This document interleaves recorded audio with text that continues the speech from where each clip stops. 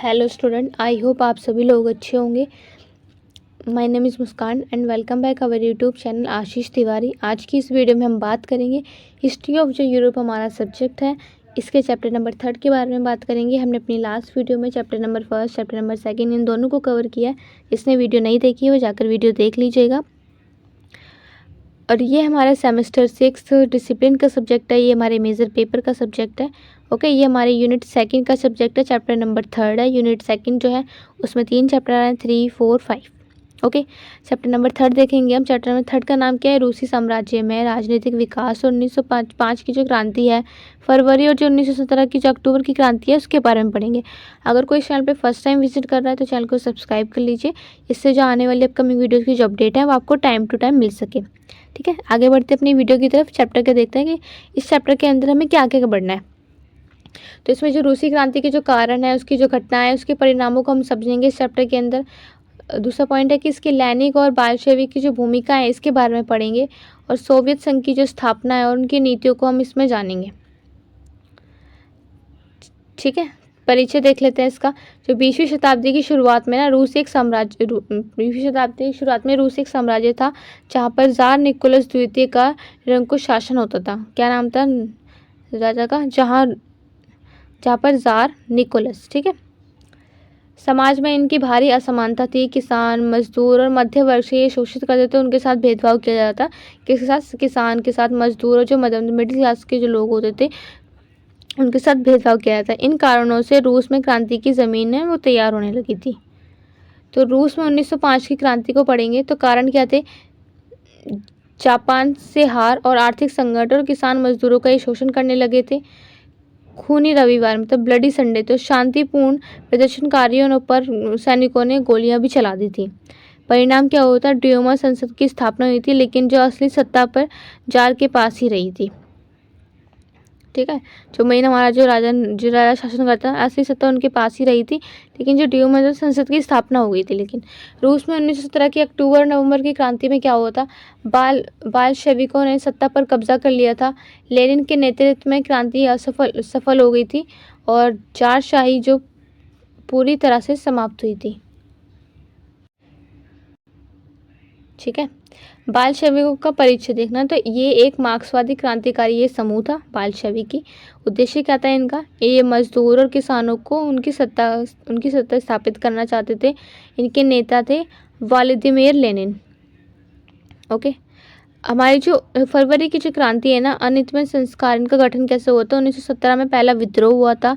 Jar ने गद्दी छोड़ दी थी और एक अस्थायी सरकार बनी थी, लेकिन वह कमज़ोर थी। फरवरी से अक्टूबर तक की रूस का क्या इतिहास था? तो अंतिम सरकार की जो नीतियां है ना वो असफल रही थी, जब लेनिन ने बाल्शेविकों को संगठित किया था। अक्टूबर में सत्ता इन्होंने हत्याई गई थी इनकी। अक्टूबर में सत्ता हत्याई गई थी। लेनिन की जो अप्रैल थीसिस थी वो क्या थी? लेनिन का जो घोषणा पत्र है ना, जब वे निर्वासन से लौटे थे तो सारी सत्ता सोवियत को युद्ध समाप्त करो और ज़मीन किसानों को दो, इस पर देखा था। इनकी मुख्य बातें ये थी। रूस में अस्थिरता और आर्थिक असंतोष, तो युद्ध से जनजीवन और अस्त व्यस्त हो गया था। खाद्य संकट, बेरोजगारी, महंगाई, जनता को इन सब बातों से इनके क्रोधित कर दिया था इन लोगों ने। सेना प्रमुख कॉर्निवल का विद्रोह हुआ था। तो कॉर्निवल ने अंतिम सरकार को हटाने की बहुत कोशिश की थी। बेल्शेविकों ने विद्रोह को दबाने में इनकी मदद की थी। इससे बेल्शेविकों की जो लोकप्रियता है ना वो और भी बढ़ने लगी थी। बेल्शेविकों द्वारा रूस में सरकार का गठन हुआ था। अक्टूबर 1917 में बेल्शेविकों ने सत्ता पर कब्जा कर लिया था। लेनिन प्रधानमंत्री भी बन गए थे और भूमि, बैंक, उद्योग और इनका राष्ट्रीयकरण भी हुआ था। तो का राष्ट्रीयकरण हुआ था। रूस की क्रांति के कारण क्या थे? जार का तानाशाही शासन होता था। गरीबी, भूखमरी और असमानता का भेदभाव उनको देखने को मिलता था और प्रथम विश्व युद्ध की इनको पीड़ा भी देखने को मिली थी। जापान से रूस के पराजय, तो 1904 से 1905 में जापान युद्ध से हार गया था। लोगों में सरकारों के प्रति विश्वास घट गया था। क्रांति की भावना बढ़ गई थी। रूसी विचारकों का योगदान, तो कार्ल मार्क्स के जो सिद्धांत है ना उसका असर होने लगा था। प्लेखनेव और ट्रोट्स्की और लेनिन ने क्रांति की विचारधारा को और मजबूत किया था। रूसी क्रांति के क्या प्रभाव थे? साम्राज्यवाद का जो अंत हुआ था, साम्राज्यवाद की शुरुआत हुई थी, विश्व में कम्युनिस्ट आंदोलन को बल मिला था। रूस में सोवियत संघ का गठन, तो जो 1922 में ना यूएसएसआर मतलब सोवियत संघ की इनकी स्थापना हो गई थी और इसमें 15 गणराज्यों को मिलाकर इनकी स्थापना बनाई गई थी। इसमें 15 गणराज्यों को मिलाकर इसको बनाया गया था। सोवियत संघ के गठन के इस टाइम ये सब हुआ था। यूएसएसआर का जो निर्माण है ना वो प्रभावित वर्ष, तो केंद्रीकृत शासन प्रणाली इसके अंदर लागू की गई थी। लेनिन ने जो समाजवादी जो नीतियाँ शुरू की गई थी, यूएसएसआर के निर्माण के तहत ये होता कि लेनिन ने अपनी समाजवादी नीति उनको शुरू कर दिया था और केंद्रीय जो शासन प्रणाली है उसको भी लागू कर दिया गया था। सोवियत संघ का संविधान क्या था? तो 1924 में पहला इनका संविधान बना था। कब बना था? 1924 में। श्रमिक और किसानों को अधिकार दिए गए थे। उनसे जो अधिकार के साथ जो भेदभाव किया जाता था उस टाइम उनके पास इतने अधिकार नहीं होते थे, लेकिन इन सोवियत संघ के संविधान के बाद श्रमिक और किसानों के पास अधिकार भी हो गए थे। सामूहिकता और योजना आधारित अर्थव्यवस्था को उन्होंने सबसे पहले प्राथमिकता दी थी। रूस में लेनिन युग, तो 1917 से 1924 तक का समय था। गृह युद्ध, नई नीतियां और आर्थिक सुधार भी किए गए थे। लेनिन की नई आर्थिक नीति, तो कृषि और व्यापार में कुछ पूंजीवादी छूटें भी हमें दी गई थी। एनईपी अपनाने के क्या कारण थे? तो गृह युद्ध के बाद देश की जो हालत है ना बहुत ज़्यादा खराब होती जा रही थी। जनता में असंतोष भी आ रहा था।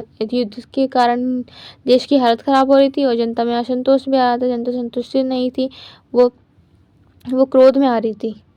तो एनईपी के जो उद्देश्य हैं उसमें क्या था कि उनका उद्देश्य क्या था ये सब करने का? तो एनईपी का उद्देश्य था कि उत्पादन बढ़ाना और आर्थिक स्थिरता को लाना। तो एनईपी के क्या प्रभाव थे? एनईपी के प्रभाव थे कि कृषि उत्पादन में वृद्धि हो, बाजार फिर से सक्रिय रूप से चल सके। एनईपी का अंत, तो 1928 में स्टालिन ने इसे समाप्त कर दिया गया था। पंचवर्षीय जो योजना है ना इसकी शुरुआत भी कर दी गई थी। कब हुई थी? 1928 में हुआ था। 1928 में इसको समाप्त किया था और पंचवर्षीय योजना को इस टाइम ही शुरू कर दिया गया था। अब इसके सारांश क्या है? रूसी क्रांति ने विश्व जो इतिहास है उसको एक नया मोड़ दिया था। लेनिन के नेतृत्व में साम्यवाद की स्थापना हुई थी। सोवियत संघ ने समाजवाद की जो मिसाल है उसको पेश किया था। ठीक है, हमारा ये चैप्टर कंप्लीट होता है। किसी का कोई डाउट है, क्वेरीज हैं तो वो आप कमेंट बॉक्स में पूछ सकते हैं।